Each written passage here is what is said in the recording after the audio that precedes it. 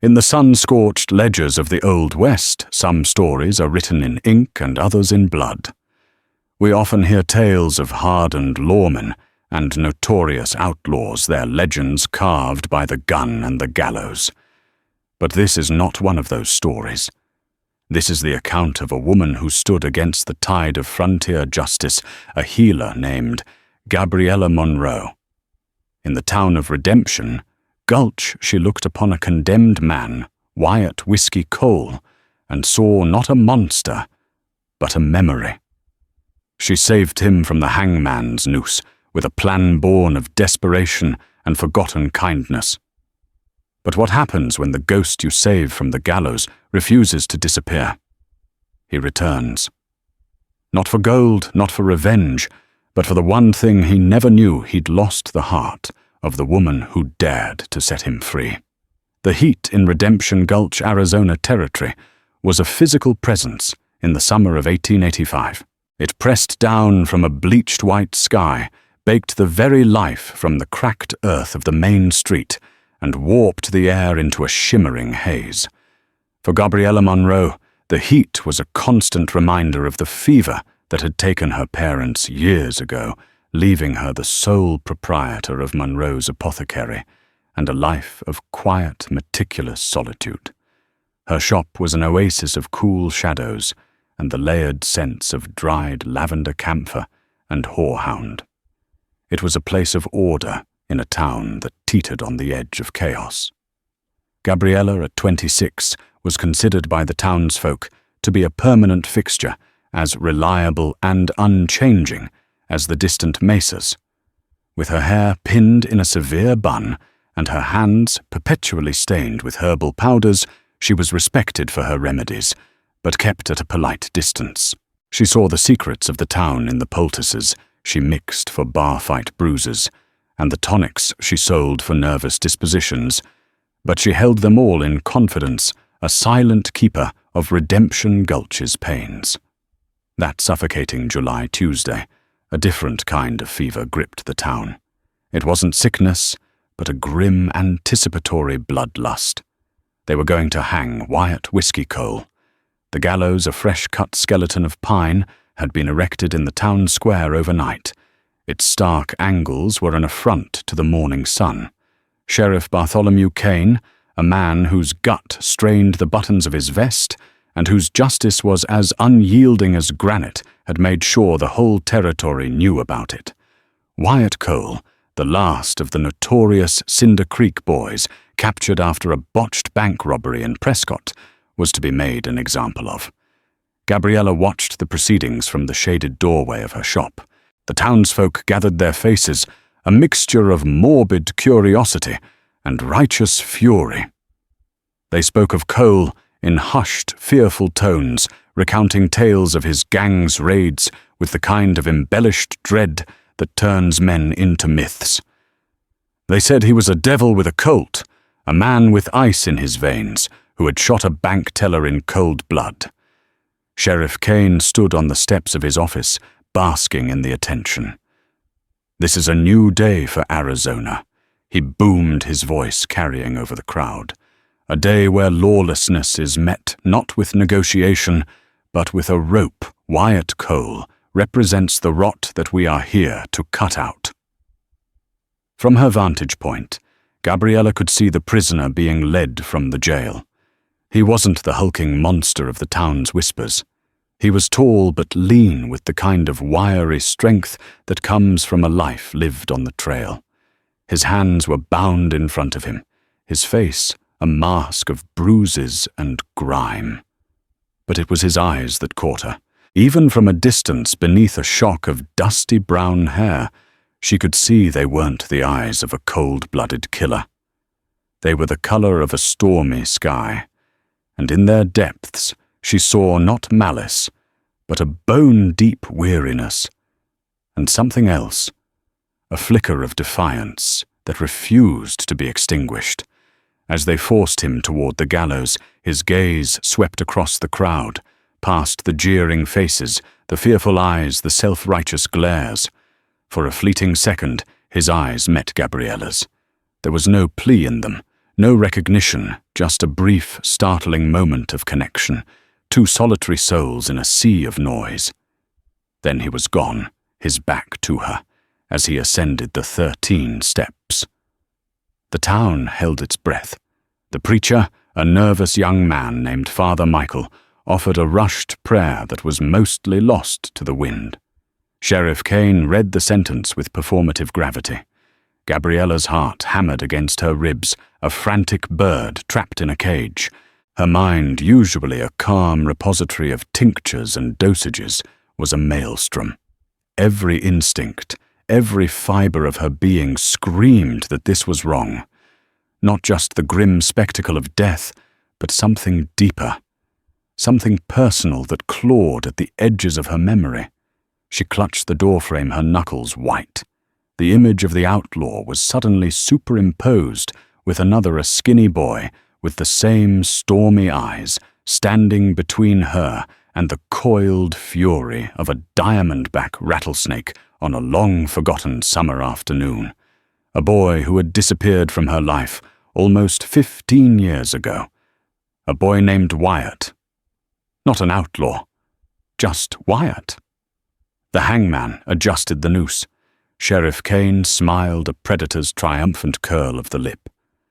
And in that moment, Gabriella Monroe, the quiet apothecary, the woman who lived her life by measure and rule, made a decision that would shatter the foundations of her world. She would not let him die. The memory long buried under years of routine and quiet grief returned to Gabriella with the force of a flash flood. She was 11 years old, a girl with skinned knees and wild braids, venturing farther into the scrubland behind her family's small ranch than she was ever allowed. Her father, a stern but loving man, had been a prospector before settling down to sell provisions, and her mother, the original healer of the Monroe line, was often busy with patients. Gabriella was left to her own devices, her only companion, a boy from the neighboring plot of land. His name was Wyatt Cole. He wasn't like the other boys. He was quiet, observant, and possessed a fierce protective streak that he rarely showed. His family was poor, scratching a living from the unforgiving soil, and the other children often mocked Wyatt for his patched clothes and his father's rumored drinking habits. But Gabriella saw none of that.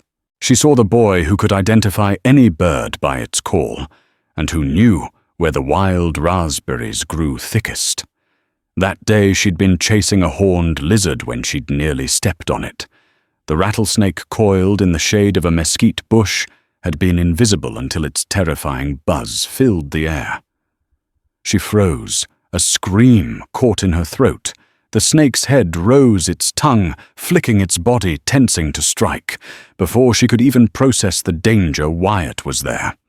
He moved with a speed that belied his lanky frame, shoving her backward so hard she tumbled into the dust.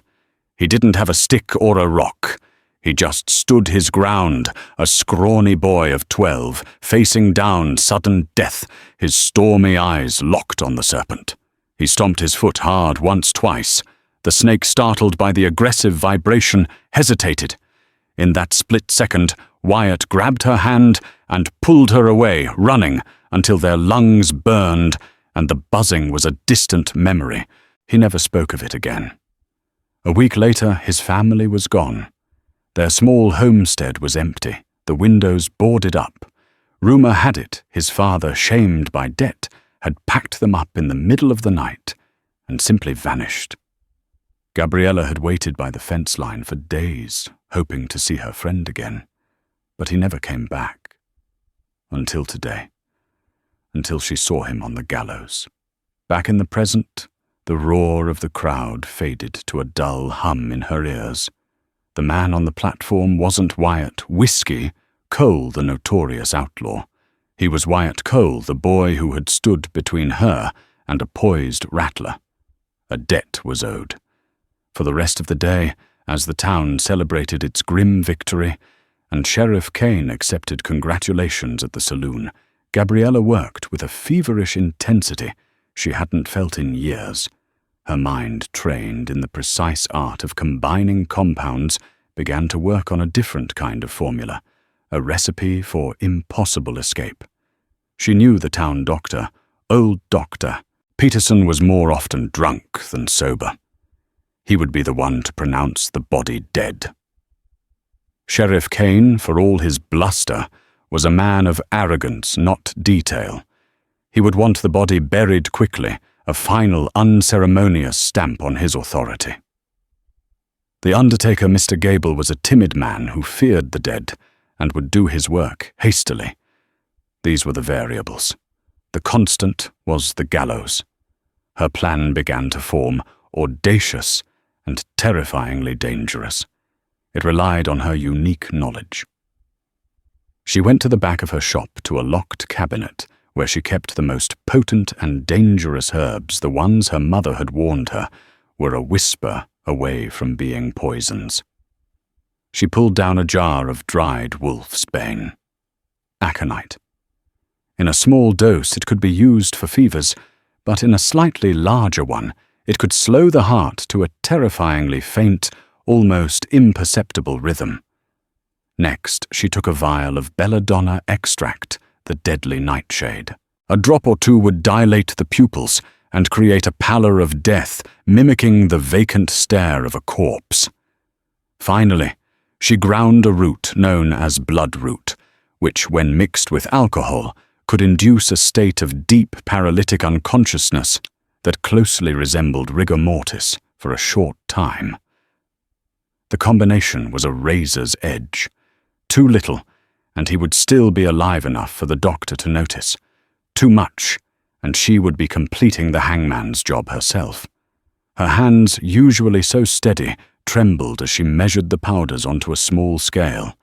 The delivery method had to be foolproof. She knew that condemned prisoners were allowed a final meal and often a drink. Sheriff Kane, enjoying the theatre of it all, would surely grant this small mercy. She would need an intermediary. Her gaze fell upon Deputy Miller, a young man barely out of his teens, whose face was a constant war between a desire to impress Sheriff Kane and a burgeoning conscience. She had treated his younger sister for croup last winter, and his mother always spoke of Gabriella as a saint. Miller was her way in. She prepared a small flask of whiskey, the finest she had in stock, and carefully mixed the concoction into the amber liquid. The potent herbs were masked by the strong smell of the alcohol.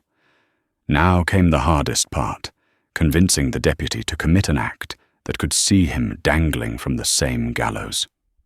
She took a deep breath, tucked the flask into the pocket of her apron, and stepped out of her shop into the dying light of the day, walking purposefully towards the sheriff's office.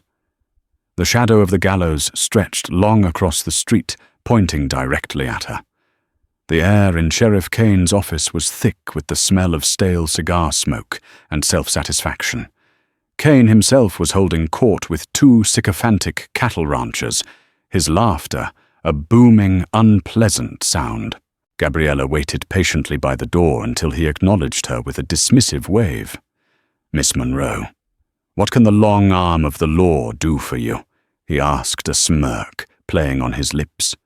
"Sheriff," she began, her voice calm and steady, a stark contrast to the frantic beating of her heart. "It's about the prisoner. I know it's not my place, but it seems an unchristian thing to send a man to his maker without a final comfort. Even an animal deserves that." She held up the flask. "This is fine whiskey, my father's stock. I thought perhaps, as a final gesture of the town's mercy." Kane eyed her with suspicion, his beady eyes narrowing. "Mercy?"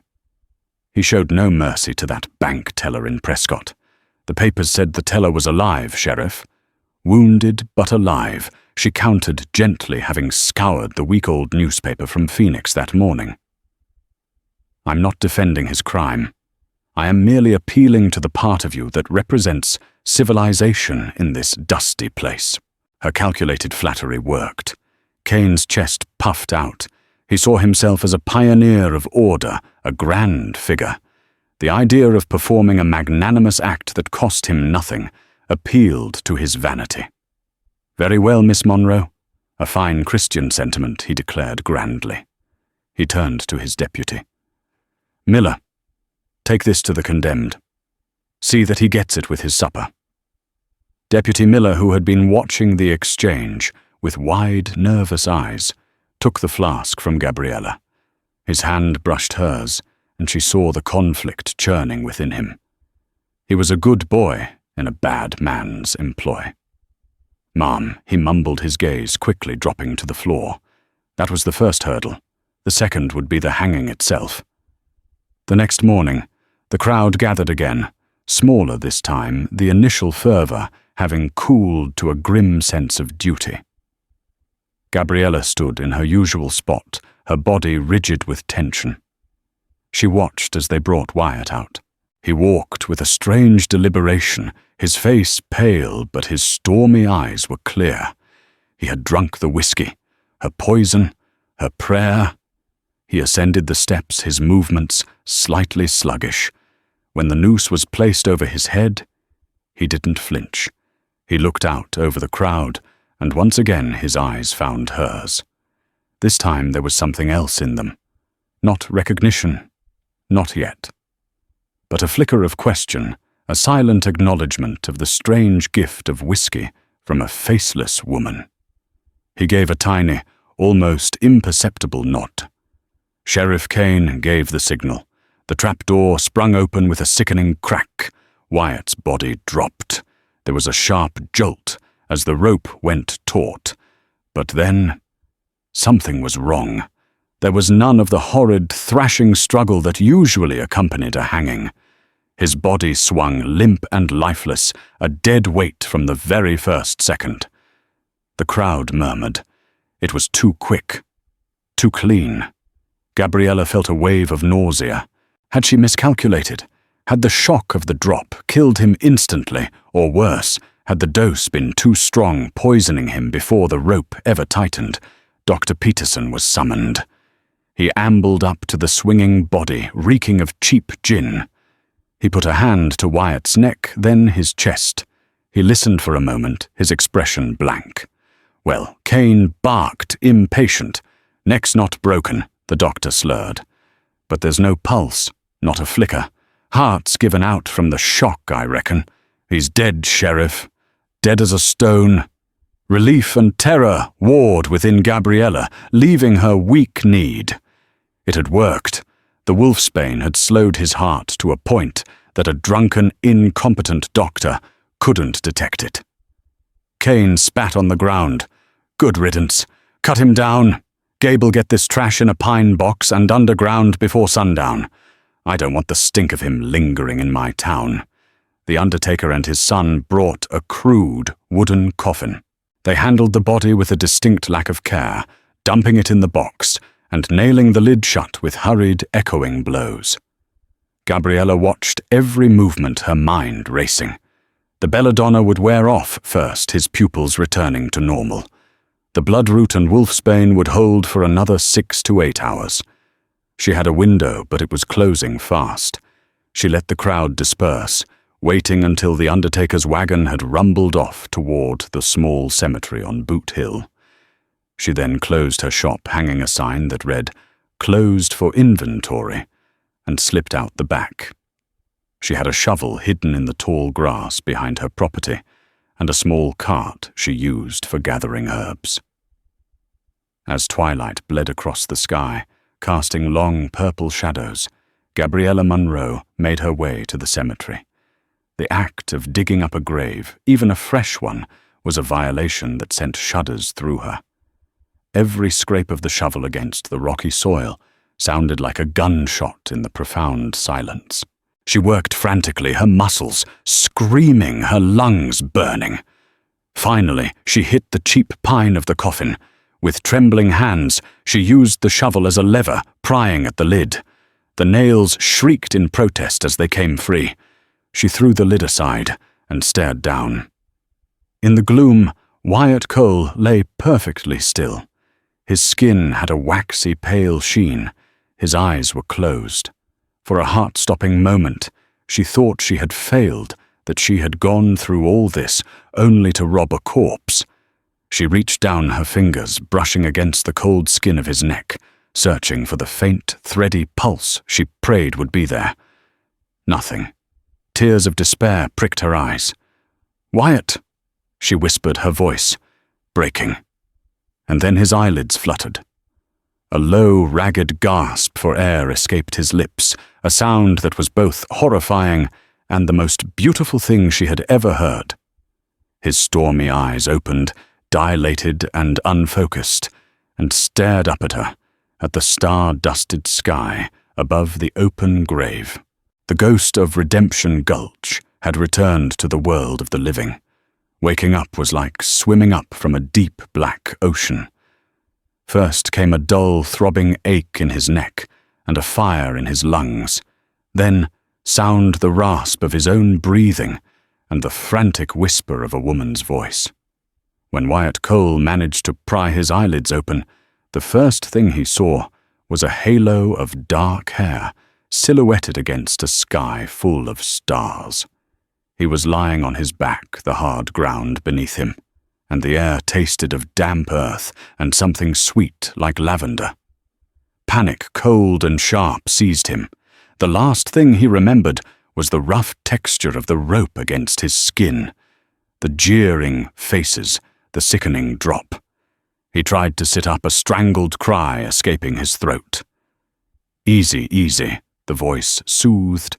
A cool hand pressed against his chest, gentle but firm. "You're safe. Just breathe." His vision slowly cleared. He was in a small, dark room, lying on a pallet.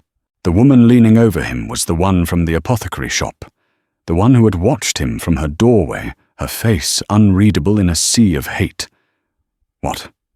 How he rasped his throat raw. "I'll explain everything," she said, her voice low and calm. "But first, drink this." She held a cup of water to his lips, and he drank greedily. Over the next hour in the hidden root cellar beneath her shop, Gabriella Monroe told him everything. She spoke of the concoction of herbs, the drunken doctor, the hasty burial. She spoke of digging him up under the cover of darkness. As she spoke, Wyatt watched her, his mind struggling to catch up. This quiet, serious woman had orchestrated a plan of such breathtaking audacity that it bordered on madness. Why he finally managed to ask the single word holding a universe of questions. "Why would you do this for me?" Gabriella hesitated, her gaze dropping to her hands, which were twisting a loose thread on her apron. "You don't remember me, do you?" He searched her face, the soft curve of her jaw, the intelligent, worried eyes. There was a familiarity there, a ghost of a memory. And then she said it. "The rattlesnake. Behind my father's old ranch." The memory hit him like a physical blow. A little girl with fiery pigtails and a dusting of freckles across her nose. A shared summer of secret adventures. Eleni. He had called her Eleni. Gabriella. He breathed the name, feeling foreign and familiar all at once. I never knew what happened to you. To your family. We stayed," she said simply. "You left." An old, bitter shame washed over him. He had left. His father, a good man, broken by bad luck, and whiskey had dragged him and his mother from one failed venture to another, a downward spiral that had ended with his father's death and Wyatt's falling in with the Cinder Creek boys. It wasn't an excuse, but it was the truth. "My life took a hard turn after we left," he said, the understatement hanging heavy in the small space. For the next 2 days, Wyatt recovered in the cellar, a prisoner once more, but this time his jailer was his savior. Gabriella brought him food water and poultices for his bruised neck. They spoke in hushed tones, piecing together the 15 years that had separated them. He saw in her the same quiet strength he remembered from their childhood, now honed into a formidable intelligence and resolve. She saw in him the remnants of the protective, honorable boy she had known, buried beneath layers of hardship and regret. He told her about the bank robbery. It wasn't for the money, not really, he confessed one night, the lantern light casting flickering shadows on the stone walls. Sheriff Kane. He's not what he seems. He's been using his badge to run ranchers off their land, buying it up for pennies on the dollar through a proxy. My cousin was one of his victims. He lost everything. He explained that the Cinder Creek boys weren't aiming for the bank's main vault. They were after a specific lockbox, Sheriff Kane's lockbox, a box that contained a ledger detailing every illegal land transaction, every bribe, every threat. "We got it," Wyatt said, his voice laced with bitterness. "But my partners were killed in the ambush Kane set up. He knew we were coming. Someone talked. I was the only one who got away, but they caught up with me a day later. I managed to hide the ledger before they took me." He looked at Gabriella, his stormy eyes burning with intensity. "Kane didn't want to hang me just for robbery.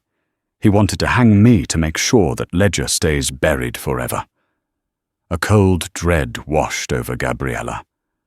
This was far bigger and more dangerous than a simple act of saving an old friend. She hadn't just cheated the gallows. She had interfered in the affairs of a powerful, ruthless man. Her fears were confirmed the next day. Sheriff Kane, enraged and humiliated by the discovery of the empty grave, was tearing Redemption Gulch apart. He declared that the body had been stolen by ghouls or godless heathens. He and his deputies searched every barn and outbuilding, their questions sharp and accusatory. He paid a visit to the apothecary. He stood in the middle of her shop, his bulk seeming to suck all the air out of the room. He picked up a jar of herbs, his eyes scanning the shelves, lingering on the locked cabinet at the back. "Strange business, Miss Monroe," he said, his voice a low growl. "A body just vanishes from a nailed-shut coffin in a guarded cemetery. Takes a certain kind of cleverness to pull something like that off." "I'm sure I wouldn't know anything about it," Sheriff Gabriella replied, her hands busy polishing a glass beaker, praying he couldn't see them tremble. "No, I'm sure you wouldn't," he said, his eyes locking onto hers. "But you know a lot about other things, don't you? Potions and powders. Things that can make a man sleep, or things that can make him appear to be sleeping." He was probing, fishing for a reaction. Gabriella met his gaze, her expression a carefully constructed mask of polite disinterest. "I sell remedies for colic and coughs, Sheriff. If you're in need of something for a guilty conscience, I'm afraid you'll have to look elsewhere." Kane's face darkened, but he just gave a humorless chuckle and turned to leave. At the door, he paused. "You keep yourself out of trouble, Miss Monroe. Redemption. Gulch can be an unhealthy place for people who get involved in things that don't concern them." The threat was unmistakable. When he was gone, Gabriella leaned against the counter, her legs weak. Downstairs in the dark, Wyatt Cole heard the heavy footsteps and the sheriff's booming voice. He knew with chilling certainty that his resurrection had put the only friend he'd ever had directly in the crosshairs of a killer. He couldn't just hide and run. Leaving had been his mistake once before. He wouldn't make it again. The cellar had become a cage. For 3 days, Wyatt listened to the muffled sounds of the town above the rumble of wagons, the distant shouts, and most terrifyingly, the heavy, deliberate footsteps of Sheriff Kane pacing the floorboards of the apothecary. Every sound was a reminder of the danger he had brought upon Gabriella. The guilt was a physical weight, heavier than any prison chains. He had to leave to draw Kane's attention away from her and disappear into the wilderness. It was the only way to keep her safe. That night, when she brought down his meal, he told her his plan. "I'll be gone before dawn," he said, not looking at her. "I'll head south, make for the border. Cain will assume I've run, and he'll come after me." "He'll leave you be." Gabriella set the tray down with a firm clink. "And what of the ledger? What of the families Cain has ruined? You'll let him win. Letting him win is better than letting him hurt you." Wyatt shot back, his voice raw. "Gabriella, he knows. He might not be able to prove it, but he suspects you. Staying here or even having you help me is a death sentence for you." "And what kind of life would I have knowing I helped you escape, only to let a tyrant continue to terrorize this valley?" She challenged, her eyes flashing with a fire he hadn't seen before. "I am not a frightened girl hiding from a rattlesnake, Wyatt. I did not risk everything just to watch you run away." Her words struck him silent. In her face, he saw a courage that shamed him. She was right. Running had been his father's way, and it had led them to ruin. It was time to stand and fight. "The ledger," he said, his voice low with resolve. "It's hidden in the old abandoned church at Silvertip Creek, about 5 miles east of here. I tucked it inside the pulpit Bible. It's the only proof I have." "Then we have to get it," she said, her tone leaving no room for argument. "And we have to find a way to use it against him." A new plan began to form, not one of escape, but of confrontation. It was even more insane than the first. They would need allies, however unwitting. They decided that Wyatt, under the cover of a moonless night, would retrieve the ledger. Meanwhile, Gabriella would begin subtly planting seeds of doubt about Sheriff Cain among the townsfolk. 2 nights later, Wyatt slipped out of the cellar. Dressed in dark clothes Gabriella had procured, he moved like a phantom through the back alleys of Redemption Gulch. The skills he'd learned as an outlaw, moving, silently reading the shadows, were now being used for a different purpose. Freedom felt intoxicating and terrifying. Every rustle of the wind sounded like a deputy's footstep. He reached the dilapidated church at Silvertip Creek, just as the first hints of dawn threatened the eastern sky. The place was heavy with the silence of abandonment. Inside, he went straight to the pulpit. His fingers trembled slightly as he opened the massive leather-bound Bible. There, tucked between the pages of Leviticus, was the thin, oilskin-wrapped ledger. He was about to turn and leave when a floorboard creaked behind him. He spun around, his hand instinctively going for a gun that wasn't there. A figure stood in the doorway, silhouetted against the growing light. It was Deputy Miller. The young lawman held a rifle, but it was pointed at the floor, his hands shaking. "I knew it," Miller whispered, his voice cracking. "My mother. She said Miss Monroe's been acting strange. Said she bought supplies. Enough for 2. I followed her tracks 2 nights ago when she went to the cemetery. The dirt was still loose." Wyatt stood frozen, his mind racing. This was it. It was over. "I should arrest you," Miller said, though he made no move to raise the rifle. "I should take you to Sheriff Cain. Then why don't you?" Wyatt asked, his voice steady. Miller's face was a portrait of anguish. "Because I know what he is. I've seen what he does. My own uncle was one of the men he persuaded to sell his land. Cain. He beat him half to death in a jail cell, called it resisting arrest. I've been wearing his badge and cashing his pay, and it's been eating me alive." Wyatt saw the opening, the flicker of decency Cain had never managed to extinguish. He held up the ledger. "This is the proof, Miller. Everything he's done. Names, dates, amounts. It's all in here. You can help me expose him, or you can take me in and let him keep poisoning this town." The young deputy stared at the ledger, then at Wyatt, his conscience, at war with his fear. For a long moment, the only sound was the wind whistling through the church's broken windows. Finally, with a deep, shuddering breath, Miller lowered the rifle completely. "What do you need me to do?" Wyatt returned to Gabriella's cellar before the town was fully awake, the ledger now safely in his possession, and a dangerous, fragile alliance formed. When he told her about Deputy Miller, she felt a surge of hope. It was no longer just the two of them against the world. That evening, as she was closing the shop, Wyatt came up from the cellar. It was the first time she had seen him in the full light of her shop, clean-shaven and dressed in clothes that fit. The gaunt, haunted look of the prisoner was gone, replaced by a quiet intensity that made her heart skip a beat. "Gabriella," he began, his voice softer than she'd ever heard it. "What you did, I can never repay you.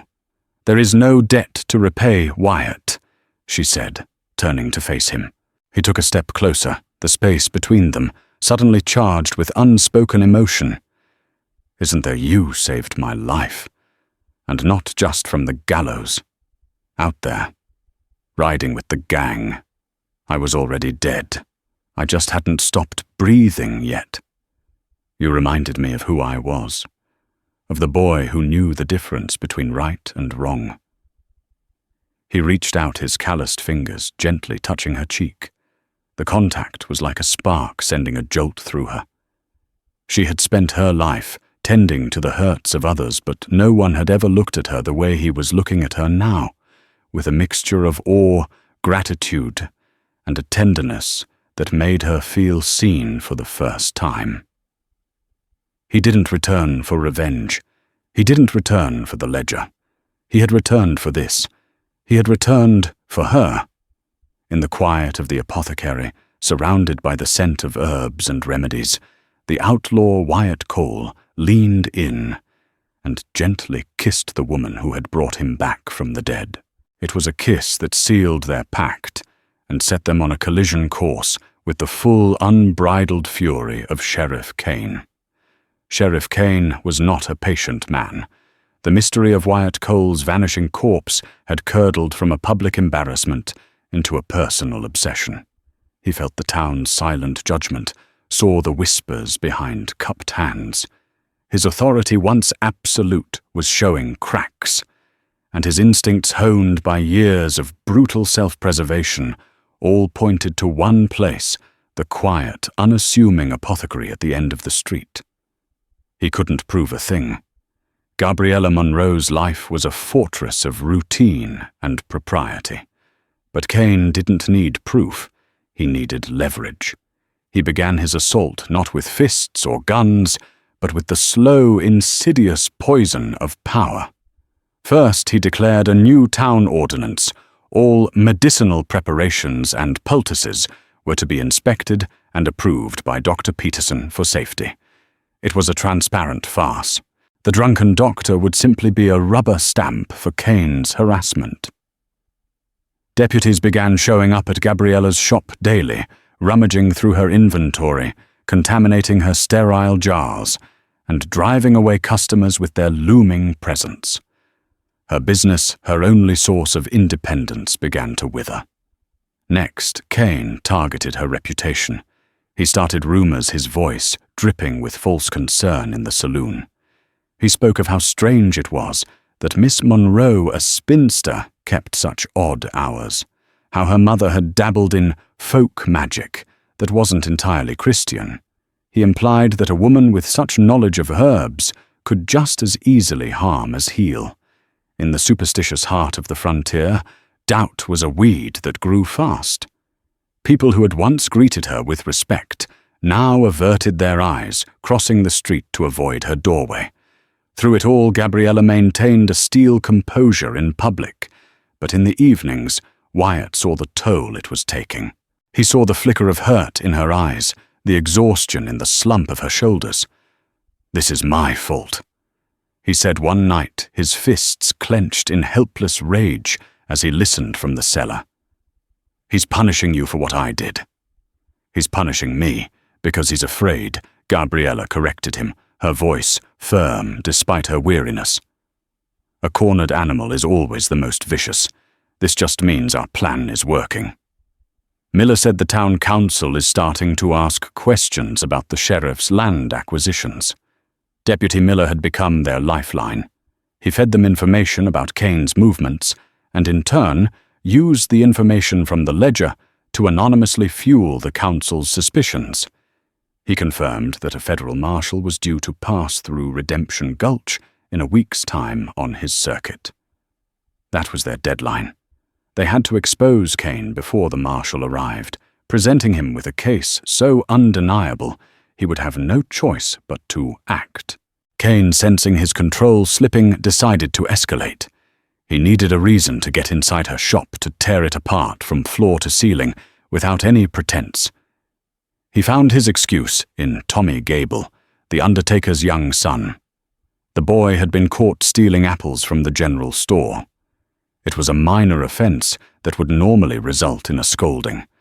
But Kane saw his opportunity. He dragged the terrified boy to his office and, through a combination of threats and promises, coerced him into a lie. That afternoon, Sheriff Kane, flanked by 2 deputies, burst through the door of the apothecary. A small crowd of onlookers gathered outside, drawn by the commotion. Gabriella Monroe Kane announced, his voice booming for all to hear. "I have a sworn statement from young Tommy Gable.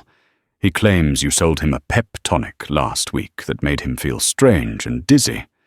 He says it's what clouded his judgment and made him steal.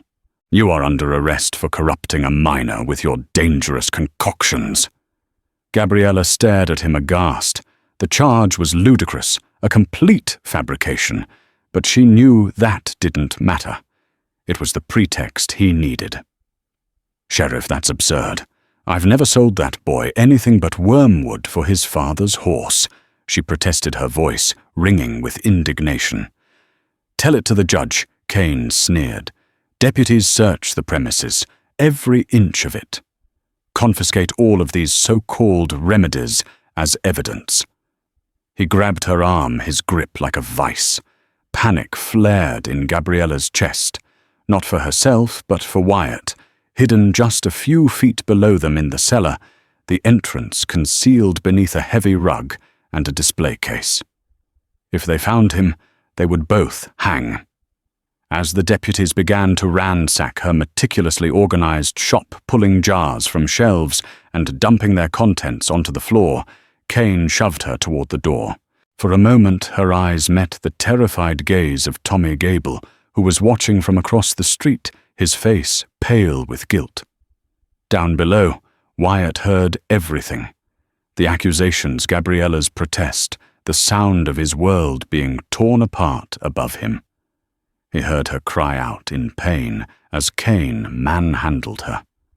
And in that moment, something inside him snapped. The cautious planner, the man hiding in the shadows, was consumed by a righteous, white-hot fury. He could not let Kane take her. He could not let her pay the price for his freedom, for his fight.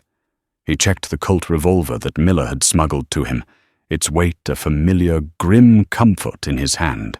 He moved to the cellar door, listening as the deputies got closer, their boots thudding on the floorboards just above the rug. Kane was making a spectacle of leading Gabriella out, parading her in front of the town. This was his fatal mistake. He thought he was demonstrating his power, but he was merely setting the stage. Wyatt Cole knew he couldn't hide any longer. The time for whispers and secrets was over. The time for a reckoning had come. The ghost of Redemption Gulch was about to walk into the sunlight. The dust of the main street felt coarse and final under Gabriella's feet. Sheriff Kane's grip on her arm was a band of iron bruising and cruel, a physical manifestation of his victory. With every step toward the jailhouse, a cold wave of despair washed over her. She had failed. Her impossible gamble had saved Wyatt from the gallows, only to lead them to this ignominious end. The faces in the crowd were a blur of morbid curiosity and judgment.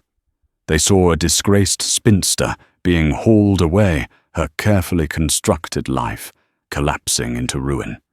They had no idea of the man hiding beneath her floorboards, a man for whom she had sacrificed everything, and who would now surely be discovered and killed. Cain was gloating his voice, a venomous boom intended for all to hear. This is what happens to those who consort with dark arts and deception. This town is a place of law, a place of God. He was halfway to the jail when a sound cut through his tirade. It was not a loud sound, just the simple dry creak of a hinge. But in the charged atmosphere, it was as loud as a thunderclap. Every head, including Cain's, turned toward the source, the door of Monroe's apothecary. It swung open, and for a moment, only a dark rectangle of shadow was visible.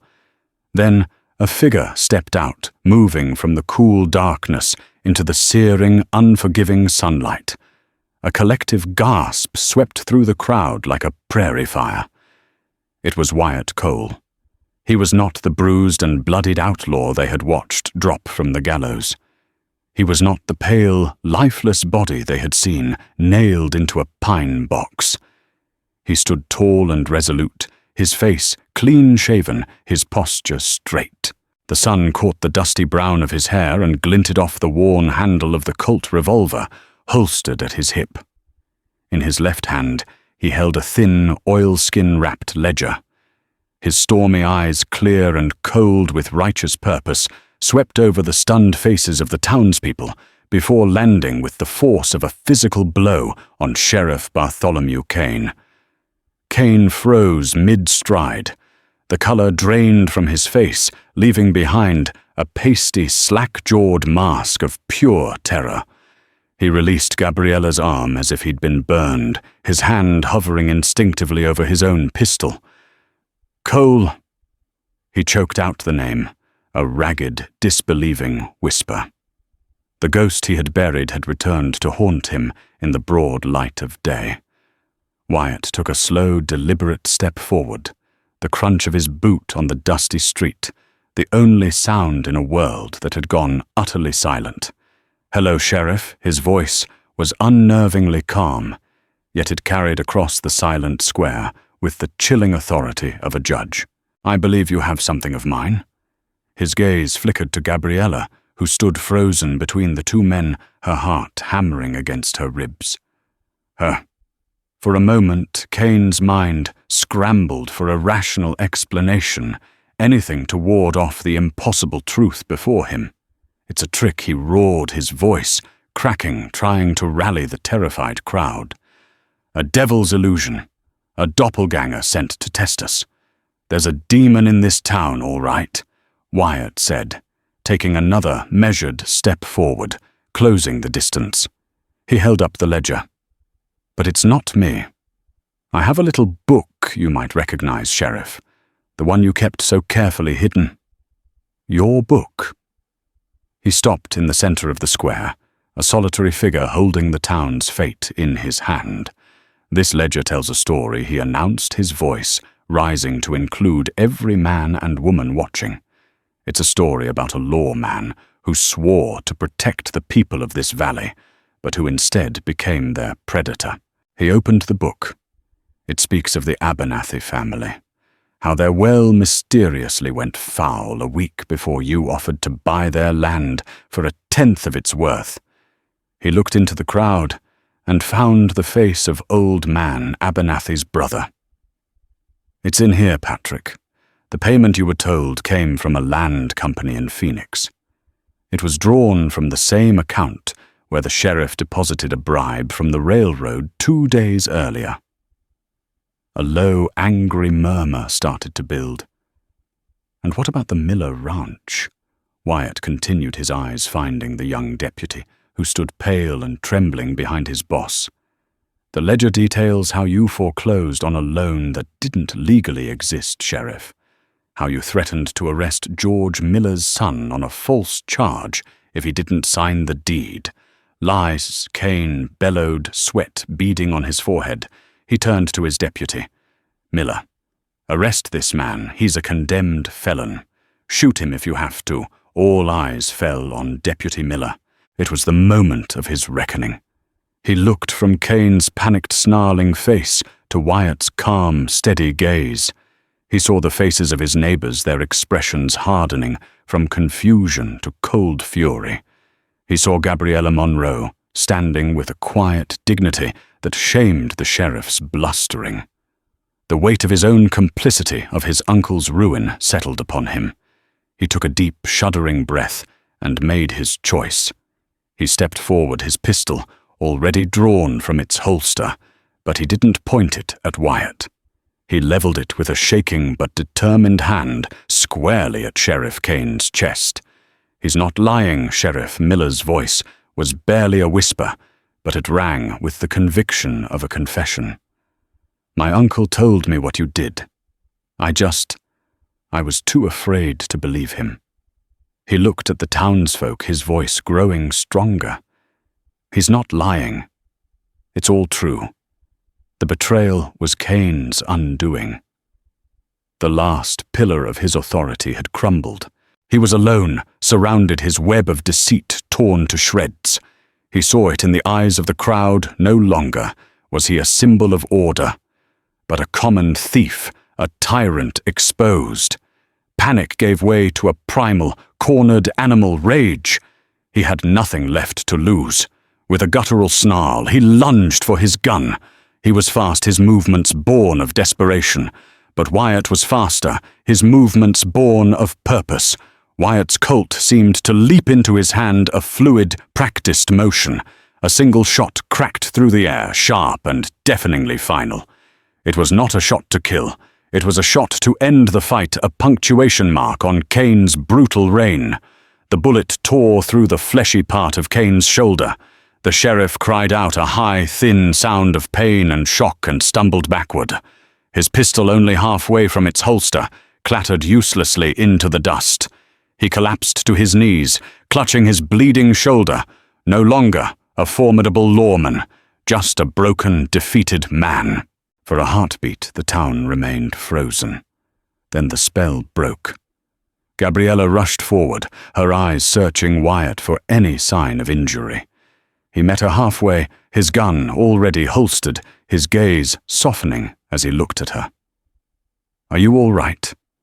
They both asked, at the same time, the question a testament to their shared ordeal. He reached out his hand, gently touching her cheek, reassuring himself that she was real and safe. "Thanks to you," he said, his voice low, "and for her alone." Around them, the town stirred into action. Deputy Miller, his authority now unquestioned, directed 2 sturdy ranchers to haul the whimpering Kane to his own jail cell. The town council president took the ledger from Wyatt's hand with a reverent gravity, his face grim with the work that lay ahead. Justice, slow and long denied, was finally beginning to grind its gears in Redemption Gulch. But in the center of the street, Wyatt and Gabriella stood in a quiet bubble, the noise and commotion fading into the background.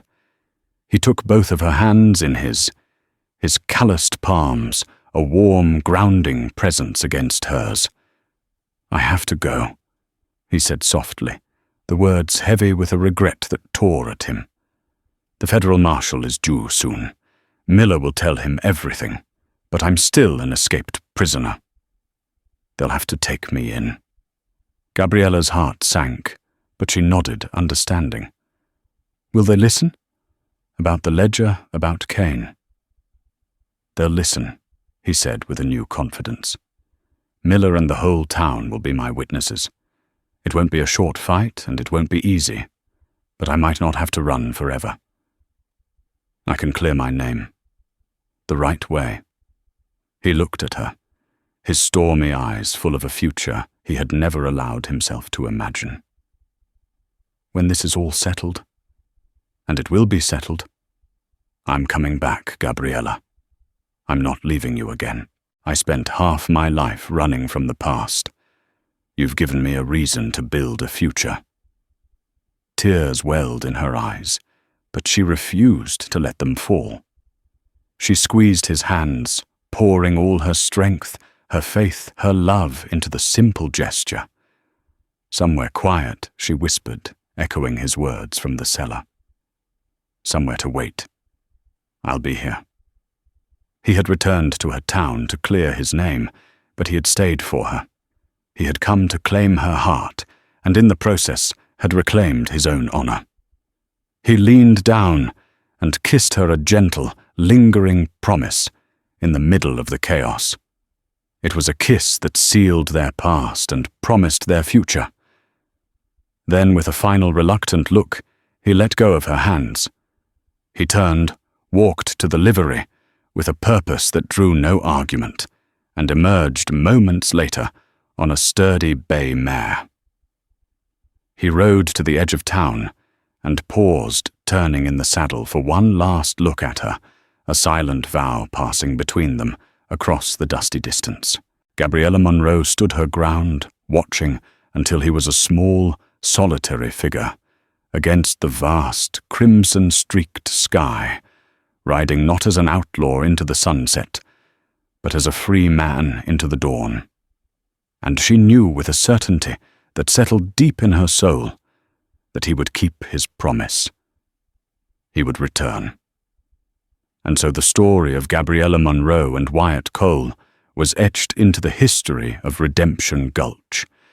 It's a tale that reminds us that courage isn't always found in the thunder of a six-gun, but sometimes in the quiet resolve of a healer's heart. It's a testament to the fact that even in the harshest of lands, a single act of forgotten kindness can ripple through time, powerful enough to unearth a hidden truth, topple a corrupt man, and resurrect a love that was thought to be buried forever. What would you risk for a memory? What lines would you cross to repay a debt that no one else remembers? The West was full of stories like this, true accounts of ordinary people forced into extraordinary circumstances. If their story of loyalty sacrifice and unexpected love resonated with you, please take a moment to hit that like button. Share this tale with someone who appreciates the gritty, untold history of the American frontier. And most importantly, subscribe to our channel and ring that notification bell. We have so many more lost legends and true tales from the Wild West to share with you, and you won't want to miss a single one. Thank you for listening.